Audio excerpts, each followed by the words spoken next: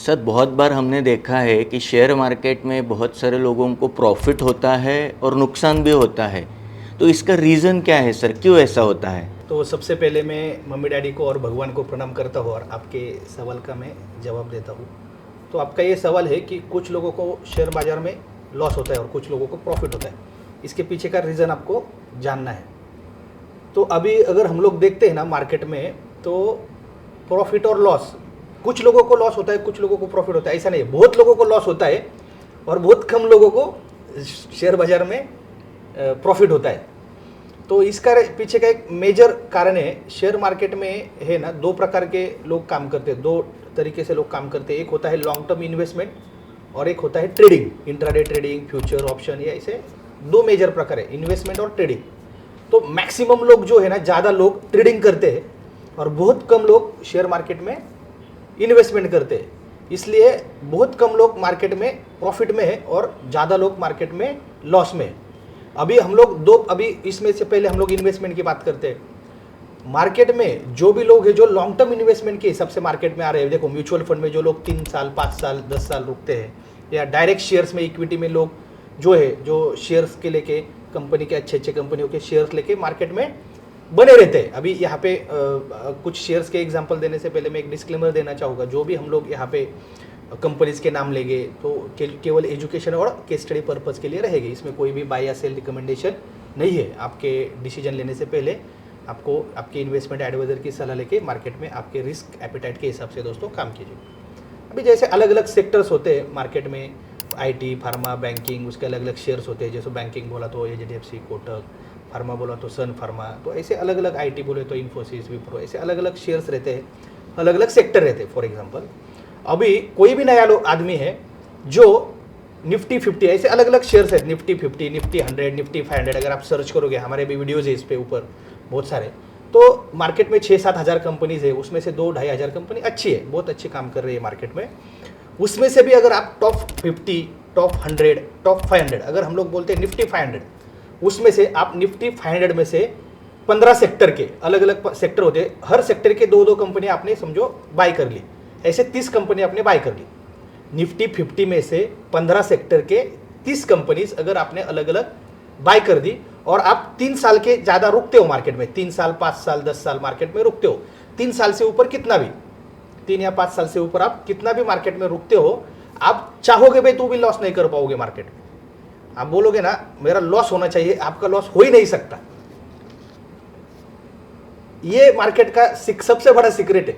कोई भी मुझे लॉस करके दिखाए, निफ्टी 500 के शेयर्स 15 सेक्टर के अलग अलग 30 2-2 कंपनी लेके 3, 5, 10 साल के, 3 साल के ऊपर कितना भी, तो 3 साल 5 साल के ऊपर कितना भी मुझे रुक के दिखाए और वो मुझे लॉस करके दिखाए, आपका लॉस हो ही नहीं सकता। क्योंकि मार्केट में, क्योंकि जब ये इकोनॉमी, सब चीज़ें इकोनॉमी हमारे, देखो कोविड में था, मार्केट बंद था, लेकिन शेयर सारे से ये बंद थे, लेकिन शेयर मार्केट चालू था, क्योंकि हर ये इसेंशियल चीज़ों में आता है मार्केट में। क्योंकि हर चीज़ें आपका ये है, आपका किराना है, आपका सब चीज़ें मैन्युफैक्चरिंग है, आदमी को जीने के लिए तो चीज़ें लगेगी।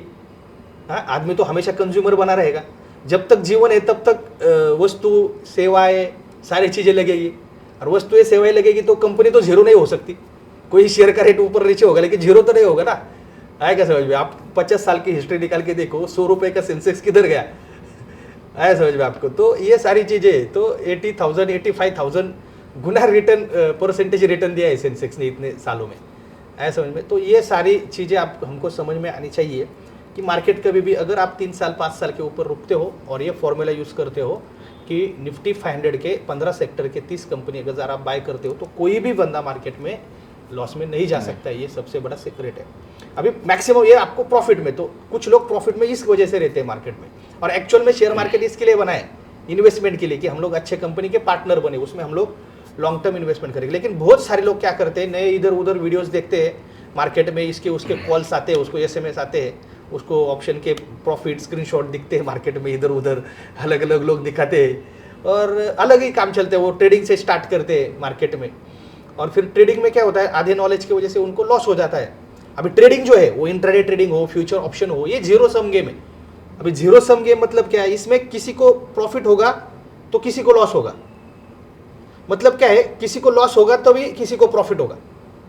ऐसा दोनों को प्रॉफिट होगा ऐसा नहीं है, ये एंड में आपकी जो सम है वो जीरो ही होने वाली है, इसलिए ट्रेडिंग को जीरो सम गेम बोलते हैं। इसको एक का प्रॉफिट एक का नुकसान, आपको किसी का नुकसान करके ही आपको फायदा होना है आपको किसी का फायदा करके आपको फायदा नहीं हो सकता उसमें, ट्रेडिंग में किसी का नुकसान होके आपको फायदा होना है।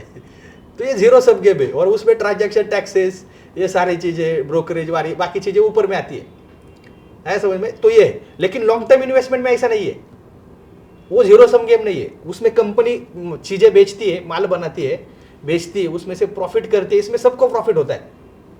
लॉन्ग टर्म इन्वेस्टमेंट में डिलीवरी में एक आपका वो एसेट है, लॉन्ग टर्म एसेट है। ट्रेडिंग आपका एसेट नहीं, लॉन्ग टर्म इन्वेस्टमेंट शेयर्स आपका एसेट है, उस पर डिविडेंड बोनस ये सारी चीजें आपको मिलती है, उसमें सबको बेनिफिट मिलता है समझ में। इसमें किसी का नुकसान किसी का प्रॉफिट ऐसा नहीं है। हाँ, कंपनी का शेयर्स के रेट ऊपर नीचे जाएंगे, कंपनी को प्रॉफिट कम होगा, कोई अपेक्षा से ज्यादा अपेक्षा से कम या कब तो ऊपर नीचे होते हैं। लेकिन लॉन्ग टर्म में अगर हम लोग देखते हैं, गोल्ड भी देखो, सोना भी क्या आता है ऊपर नीचे जाता है, लेकिन एंड में किधर है, क्योंकि वो लॉन्ग टर्म इन्वेस्टमेंट है समझ में।